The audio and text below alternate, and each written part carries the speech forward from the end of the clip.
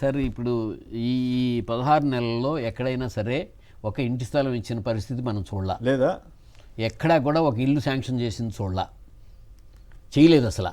అంటే ఈ 3 లక్షల ఇల్లు జగన్మోహన్ రెడ్డి గారి హయాంలో ఇచ్చిన ఇళ్ల స్థలాల్లో కట్టిన ఇల్లుని గృహప్రవేశం, అది క్లియర్ కట్గా మంచిది. జగన్మోహన్ రెడ్డి ఆయన ఎన్ని చెప్పినా కట్టుకున్నాళ్ళు ఇచ్చినాళ్ళు ఎవరిచ్చారో తెలుసు కాబట్టి వాళ్ళందరికీ వాళ్ళ గుండెల్లో ఇచ్చిన పరిస్థితి తెలుసు.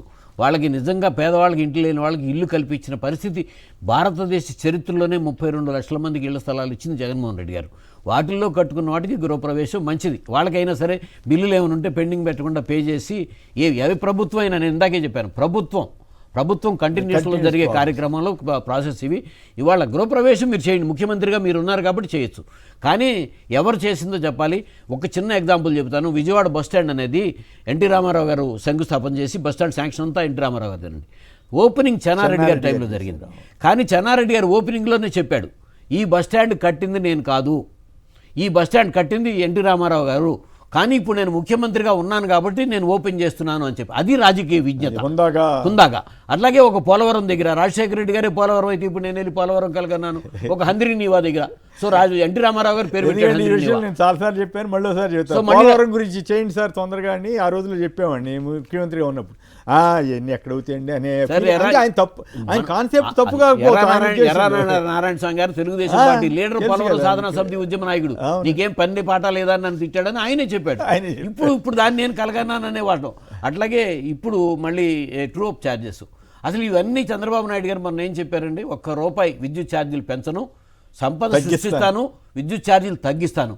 కానీ ఈ 16 నెలల్లోనే ఎంత ఇది చేసుకొచ్చారో తెలుగుదేశం పార్టీ. ఈ బిల్లులు తెలుగుదేశం పార్టీ వాళ్ళకి కూడా వెళ్తున్నాయి కదా, వాళ్ళకి తెలుసు కదా.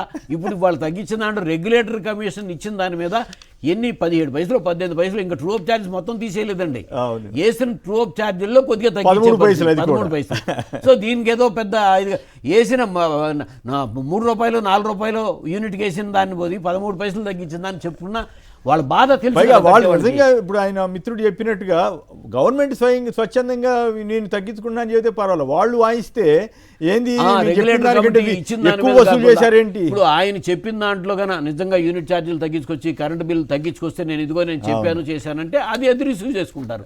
కానీ ఇది వాళ్ళ బాధ, వాళ్ళకి ఒళ్ళు మండేటట్టుగా ఛార్జీలు పెంచి వాళ్ళు కట్టలేని పరిస్థితుల్లో ఛార్జీలు పెంచి తీసుకొచ్చిన దాంట్లో ఇది మళ్ళీ తగ్గించామనే దాన్ని రిసీవ్ చేసుకునేది కాదు. రైట్. పురుషోత్తం గారు మీరేమంటారు? 3 లక్షల గృహప్రవేశాలు చేయించేస్తున్నామని, సరే ఎల్లో మీడియా ఉంది కాబట్టి పెద్ద ఎత్తున వేసుకోవచ్చు, తప్పేం కాదు అని చెప్పారు కాబట్టి వేసుకోవడం కాదు. మీరు నమ్ముతారా నిజంగానే? ఇప్పుడు ఏం చెబుతున్నారు, వైసీపీ హయాంలో కట్టినవి అంటున్నారు, వాటినైనా తప్పేం కాదు ఇనాగ్రేట్ చేయటం, వాస్తవమా కాదా? ఇప్పుడు ఇట్లాంటి వాటిల్లో ఇప్పుడు ఈయన ఉపన్యాసం ఇస్తున్నారు, వాటిలో నిజాలు ఉన్నాయో అబద్ధాలు ఉన్నాయని ఎవరైనా విశ్లేషిస్తే దాన్ని సోషల్ మీడియా కింద కూడా కంట్రోల్ చేసే అవకాశం ఏమైనా, ఆ ప్రమాదం ఏమైనా ఉంటుందా? మనం భవిష్యత్తులో ఏమైనా జాగ్రత్తలు తీసుకోవాలా? ఈ 3 లక్షల ఇళ్ల మీద మీరేమంటారు? సంక్షిప్తంగా మీ కామెంట్.